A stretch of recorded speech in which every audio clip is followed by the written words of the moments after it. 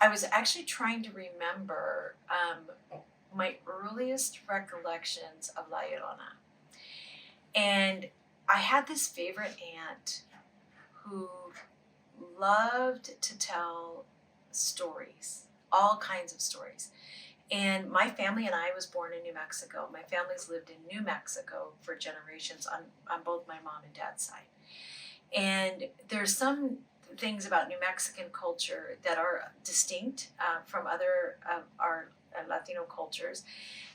But one thing I know is not distinct is that we all have La Llorona. All of us have some version of it. And when I was very, very little, the first time I ever heard about La Llorona, I realized was from one of my cousins who was repeating a story that she had heard, probably not even been told because she was younger, but that she'd overheard, and she was telling all of us because she was babysitting us, and she wanted good behavior, right?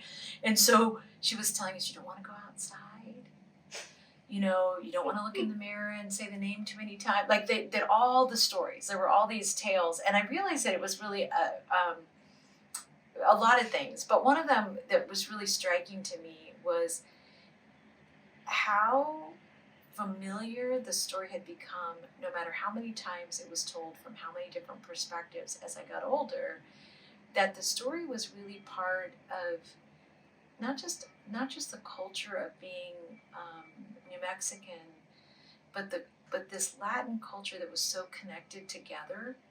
Because as I got older, I understood everybody had their story, right? Mm-hmm. So I'll go back to my cousin. So I had this cousin who was, he believed in ghosts, and he believed in the occult, and he believed in everything. Like he was one of those, he was the kid who got a Ouija board and scared us all to pieces. He probably chose the right time to tell the story, I bet. Late at night, right? And the story was that, that even if you didn't go outside, that you would hear her claw at the window.